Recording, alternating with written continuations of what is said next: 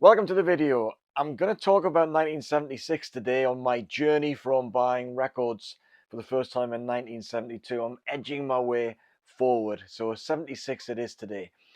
And I'm going to pick 20 of my favorite albums from that year, which of course are going to be the very best albums that were released in that year. And no one can disagree with that. But we'll see in the comments, no doubt. So anyway, 20 best albums of 1976. Um, Nowadays when you go to concerts, you'll see people with their mobile phones up, and they often are, right in front of you, and they're obscuring your view of the stage. And you just know, even though it's a guilty pleasure to go on YouTube and watch some of these clips, you know, really that they shouldn't be doing it. They should kind of be focused, on the moment rather than capturing 2 minutes of video that they'll watch once, post it up somewhere like YouTube, and then forget about it. Um, but back in the day, it was, it's ubiquitous now, isn't it? Everybody's kind of taking little pics and doing little video clips. But back in 1976, it was a bit of a novelty to capture any images, because there was only images in those days from any concerts. And I remember I first saw my first gig, as you might remember, it was Genesis doing The Lamb Lies Down on Broadway. And I remember being there and seeing a couple of people with cameras. And so later that year, in 1975, I saw Uriah Heep and Barclay James Harvest at Newcastle City Hall. And I took a camera. And I think I've still got the camera today. And I continue to take pictures during 1976 and 77, 78 a little bit. And I haven't got them all, but I've got a few. But here's my case. I used to take this to concerts, and inside here is two single lens reflex cameras. This one's a Zenit. So I used to take film. I mean, look at the state of this, but it's ancient. But one of the things that it was all film in those days, and it, not like digital, of course. So you couldn't really know what you were going to get, and I wasn't an expert photographer, so trying to get the right aperture and shutter speed was tricky, because you're watching bands in the dark, and then there'd be a flash of light, or there'd be red light or yellow light or whatever it might be. It was really difficult. So it was real potluck. So some of the photographs I took during that period were pretty good, and most of them were rubbish. And I captured them on slides. So I've got a box here of some of them. So you can see here, I was taking pictures of Ritchie Blackmore's Rainbow in 1976, Barclay James Harvest in 76, Van de Graaff Generator, Bebop Deluxe, Camel, PFM, Manfred Mann's Earth Band. Was it Bad Company in 76? No, Bad Company was later. And Genesis. So yeah. Anyway, this is my case, and so you can see it's covered in stickers. It's got the original Hype sticker from Sandinista by The Clash. It's got a few Clash stickers on here, by the way. Graham Parker and the Rumour. Some Van de Graaff Generators here. The Phil Collins single. Clash again. That's some Harvey Goldsmith backstage pass guest thing there, which I can't remember what that was for. Ring Ring at 7 a.m. Clash fans will know that one, of course. And I've got the Hype sticker from Springsteen's The River. Simple Minds is on here somewhere. Yeah, Simple Minds. Anyway, so I used to carry that around with me to these concerts and take pictures. And most people just ignored me. And probably the people who were in the vicinity probably thought, what the hell is this guy doing? But the truth is that once the photographs were developed, and if they were any good, people were really complimentary. That's a great idea. So more of that later. But anyway, 76 was my breakout year, really, because 3 gigs in 1975, and then the dam had burst, and my parents weren't concerned about me going to concerts anymore. So I saw a lot of gigs in '76 and was my first away gig, which was Genesis in Glasgow in the July of that year. And then from then on in, I was traveling wherever the best gigs were. But anyway, maybe a little bit more about that when the time comes. So anyway, number 20 in my list of the best albums of 1976. And the first one is Ritchie Blackmore's Rainbow Rising. Ritchie Blackmore, of course, as you will know, was the guitarist and major co-songwriter in Deep Purple. This is his second album with the band Rising. So you've got Ronnie James Dio, Tony Carey on keyboards, Cozy Powell on drums, Jimmy Bain on bass guitar. A really great band, and I was right up the front in the top first 3 or 4 rows. I think it was when they played the Rising tour at Newcastle City Hall, and it was absolutely fabulous. One of the most exciting gigs I can remember, and of course Blackmore smashed his guitar, which was kind of the thing he did then. So that's number 20. Number 19, I'm gonna forget the numbers here, but the next one, which is number 19, is ELO and a New World Record. Not necessarily a band that I was a great fan of. I mean, I bought the Showdown single from 1974, maybe? Anyway, 73 maybe, I don't know. 72, 73, 74, Showdown. Lovely single. And this album kind of makes my top 20 because it was ubiquitous. It was everywhere. All my mates had copies as well. Every time we went round to anybody's house, we were playing these records. This has got, classics like Telephone Line, Rockaria, Living Thing, and Do Ya, a version of the Move song, and Shangri-La. Good album. Was of its type. I kind of criticize ELO really in a way because in 1976, remember, punk's just round the corner, apart from a handful of pioneers. It wasn't getting into the mainstream just yet. Hard rock it kind of had its day. Prog has more or less had its day. All these great bands were pretty much fading in 1976. And the charts were an eclectic mix of all sorts of, some of it was real tripe. It's like duos, soft rock duos, and Eurovision songs, and it's no wonder that punk broke through in 1977. Let's just put it that way. But anyway, ELO was on the fringes. It was kind of a bit too poppy for my taste, but nevertheless, that is a good album. So anyway, 19. Number 18 is Moon Madness by Camel. This prog band, mostly instrumental, but not always. This is the album that followed the breakthrough album, which was called The Snow Goose, which was an instrumental album kind of based on a novel by Paul Gallico, a novella. Really warm sound, Gibson electric guitar, very creamy in sound, lots of keyboards, different paces. Really quite easy listening by today's standards. So there's not a lot of dissonance or any great big energy on this, but they were a good band and very listenable. So that's number 18. I'm remembering the numbers is not too bad. Number 17 is 10cc and How Dare You, the follow-up to the original soundtrack. Great album, Hypnosis sleeve. The big hits on here, of course, were I'm Mandy, Fly Me, and Art for Art's Sake. But the whole thing is great. How Dare You, the title track is great. Don't Hang Up is beautiful, a beautiful closer. And it's kind of, I want to rule the world, I want to be a boss. And of course, Laser, it's just absolutely great album. So that's number 17. So that's in the pop charts. This most definitely wasn't. And this is Premiata, Foneria Marconi, PFM, and Chocolate Kings.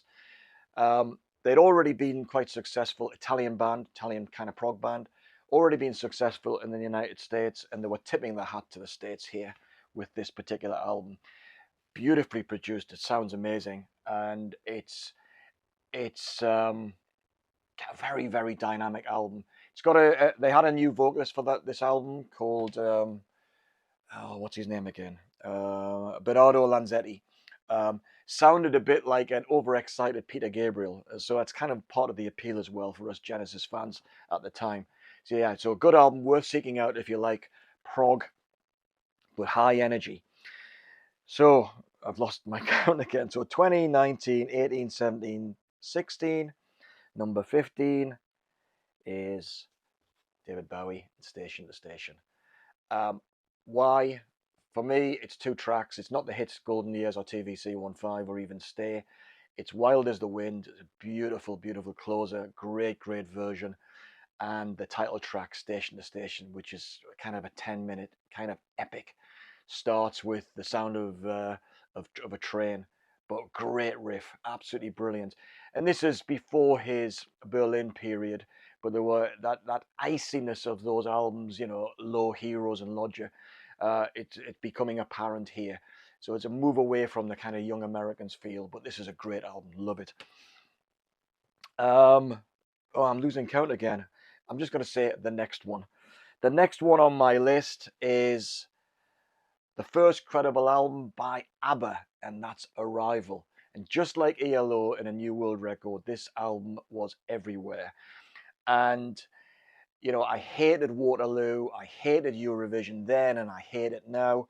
But this album, it was the first time they got into a bit more maturity in sound.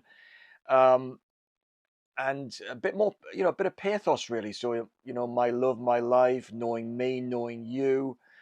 Um, oh, yeah, but it opens with When I Kissed the Teacher. It's got the immortal Dancing Queen and Money, Money, Money. And it finishes with a synthesizer instrumental called Arrival, the title track. But yeah, absolutely fabulous album. That's the inner sleeve as well. So yeah, ABBA. My love of ABBA kind of began with Arrival, appropriately. The next one, something completely different, was Thin Lizzy and Jailbreak. Um,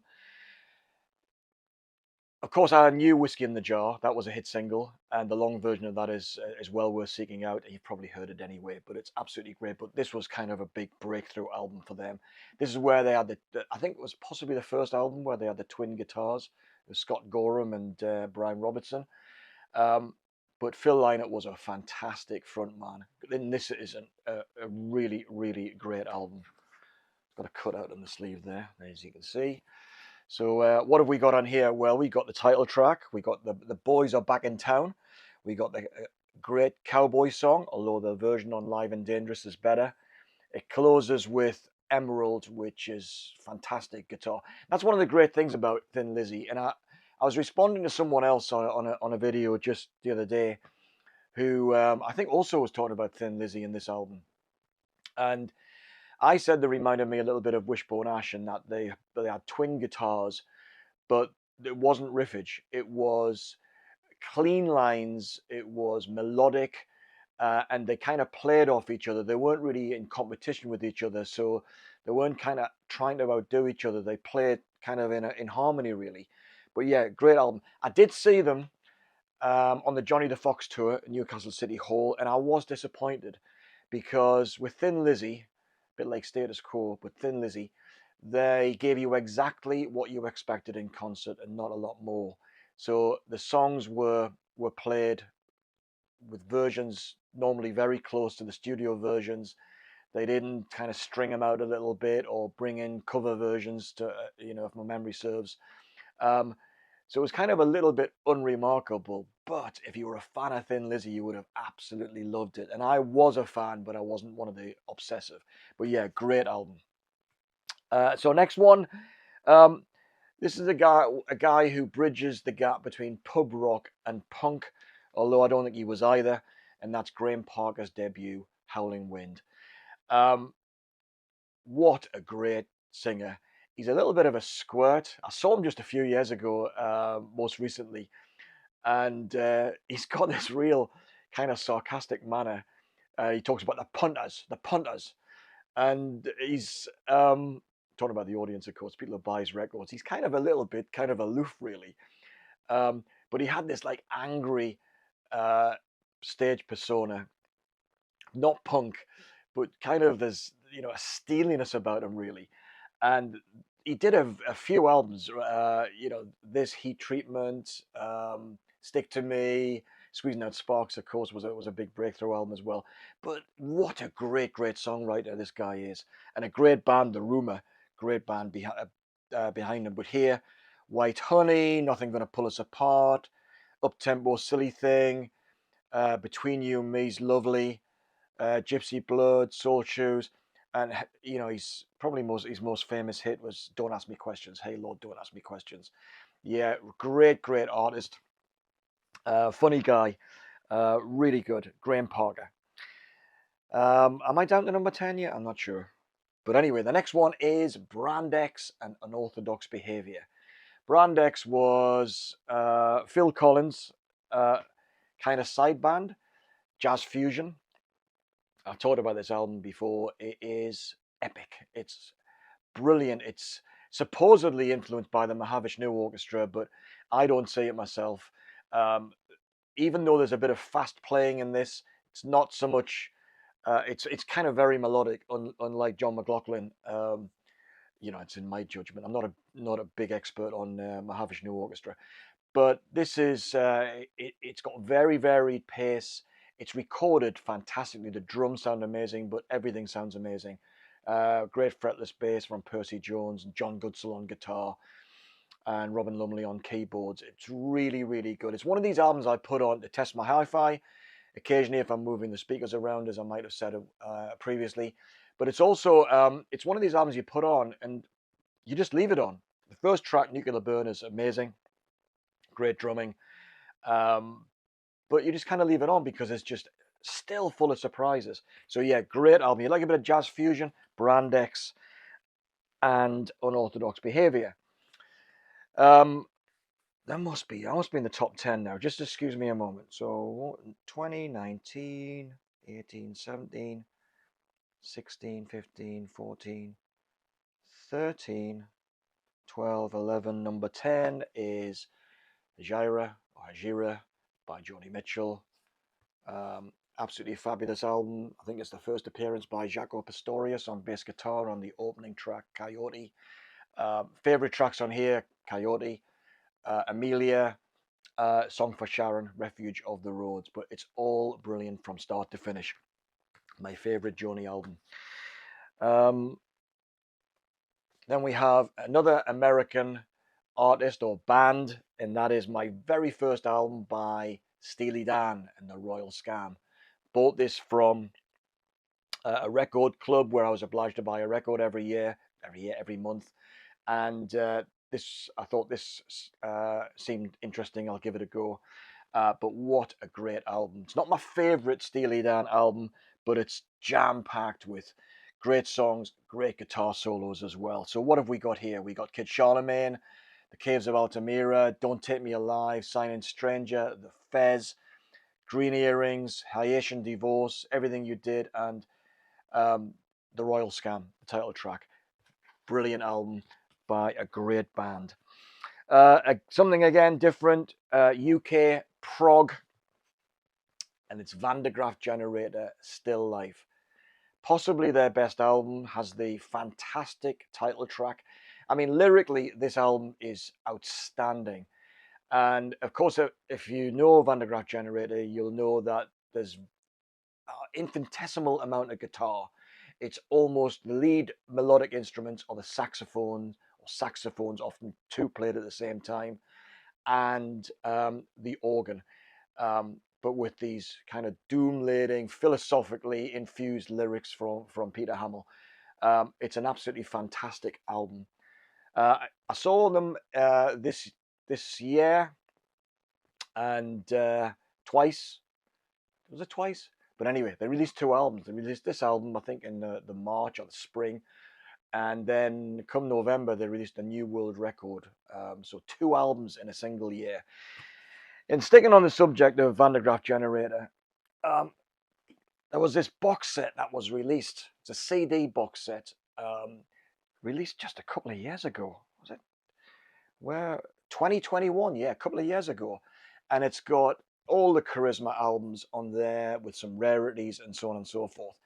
But what's interesting in this is that it's got a book. It's got an absolutely gorgeous book. So if you like Van de Graaff Generator, this is absolutely fantastic. But let me go on. Let me just highlight this little thing. Well, here we are.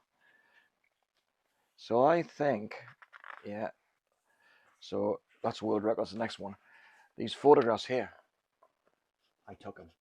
So I've got slides of the originals of these photographs, and I put them on this on Pinterest several years ago. I was kind of experimenting with Pinterest and put some photographs up of various bands, and including Van de Graaff Generator. And then somebody emailed me out of the blue and said, "We've seen your photographs. Do you mind if we use them in a box set?" And I said, "Well, that'd be great. Why not?" So my photographs were actually used in a Van de Graaff Generator box set, which I have to say is a bit of a thrill for this old bugger. So yeah, that's brilliant. Lovely. So that's Van de Graaff Generator for you. So I've got 1, 2, 3, 4, 5, 6, 7, 8. So number 8, very different from Van de Graaff, and that is Ian Hunter and All American Alien Boy, his second solo album. This is a great, great album. And I did a separate video, more of a deep dive on this particular album a couple of years ago. It's sitting on the channel somewhere if you're interested in Ian Hunter. But this sounds great. It's got a who's who of session musicians on here. His voice is great. He's got this really, this kind of semi-talking, semi-singing kind of singing style. And it works really well here. The closer, God Take One, sounds like something Bob Dylan would have done. You Nearly Did Me and has got Queen on backing vocals, Freddie Mercury, Brian May, and Roger Taylor.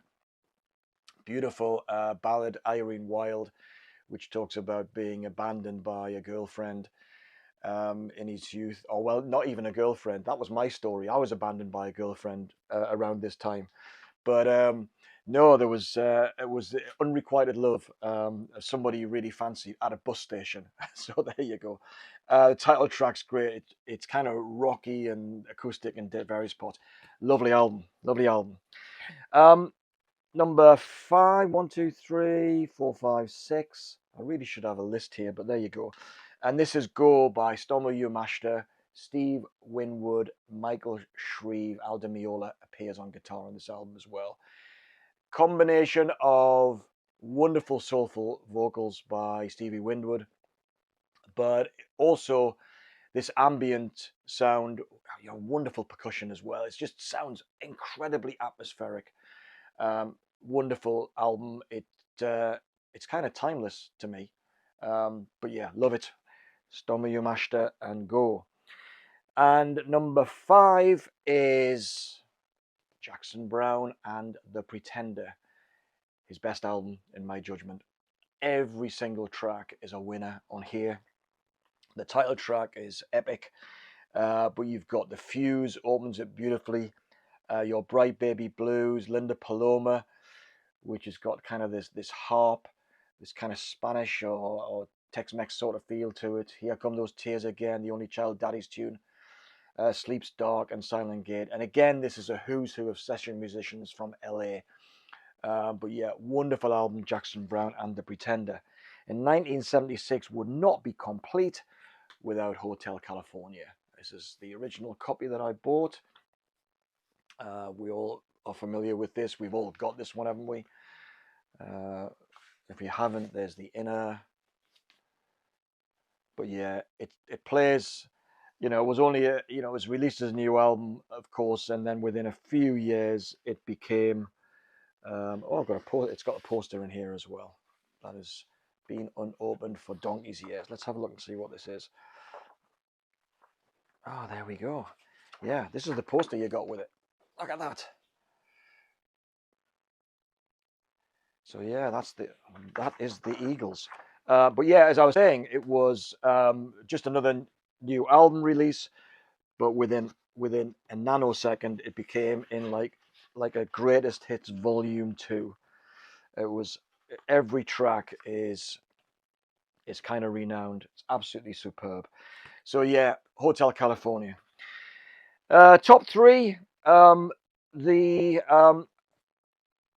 I said in previous videos that I got into classical music, and this is possibly the first full price classical album I bought, and is definitely one of the most important albums that I've ever bought, and that is Camille Saint-Saëns and the Organ Symphony, Symphony Number 3 by Daniel Barenboim and the Chicago Symphony Orchestra. Sounds amazing. It is. I did a video a few years ago now, 2 or 3 years ago, where I kind of selected a number of classical albums for that might appeal to rock fans, classical music for rock fans. Kind of a bit of an intro, really. So not really obscure stuff, but but stuff that was kind of exciting, had that drive when it came to like like we enjoy from rock music. And this is the most exciting piece of music ever released. Or maybe it's so the fourth movement here is epic. Doesn't do it justice. It's incredible. So if you've got an interest in classical music and you're not really familiar with this piece and you like excitement, this is the one to get. But word of warning, it kind of starts quite slow, and I don't mean adagio slow, not really slow, but it doesn't really grab you until the second half of, even though the first two movements are amazing, doesn't really grab you until movement 3 and then 4. But yeah, that's amazing.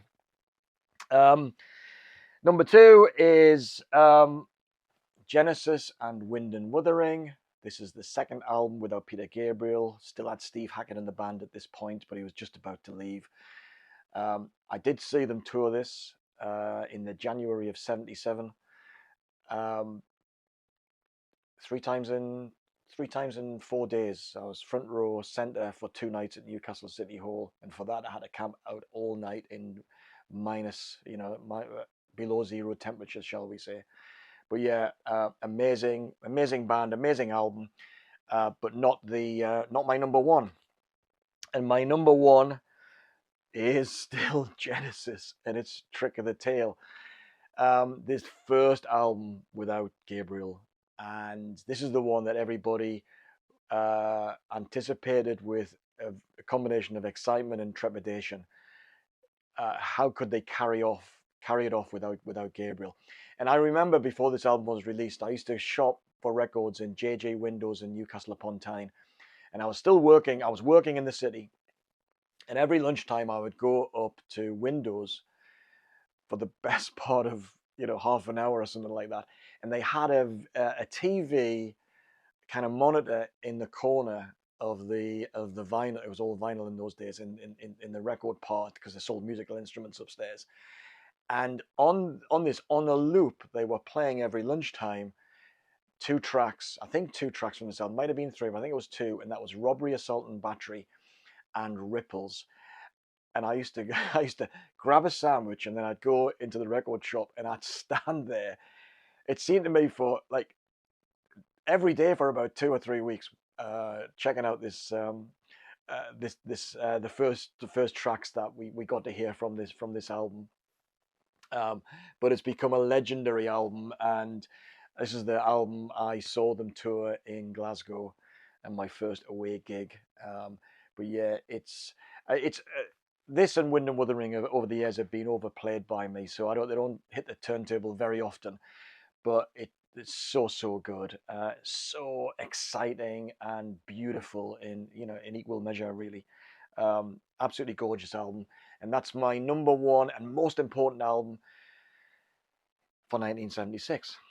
So finally done my 1976 video. I hope that some of those are useful reminders for you, some of your favorites, and maybe there's 1 or 2 new ones that you might be thinking, oh, I'll give that a listen, I've not heard of that one. But that'll be good. If you like it, great. Pick some, listen to yourself, of course, listen for yourself, but leave a comment, tell me I'm wrong as usual, and also tell me all the ones that I've missed, because I've definitely missed loads. But this is a problem I was having in 1976, because prior to '76, I was just starting to buy records, really. I was only a couple of years into my record collecting, and I was working now, and I had a bit more money in my pocket, so I was buying more and more records. And that was to continue for a long time to come. But yeah, big breakthrough year for me, 1976. And so there are the top 20 albums of that year. I'll see you on the next video. Ta-ra for now.